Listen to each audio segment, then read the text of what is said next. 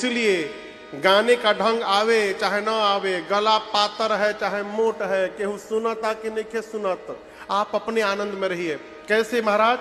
दरवाजा बंद करके घर में गाइए, हरे राम राम राम हरे हरे, हरे राम राम राम हरे हरे राम राम हरे हरे, हरे राम राम हरे।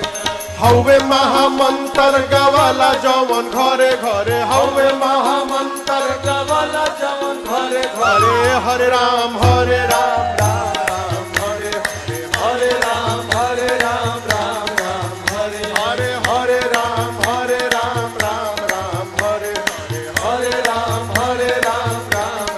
हरे।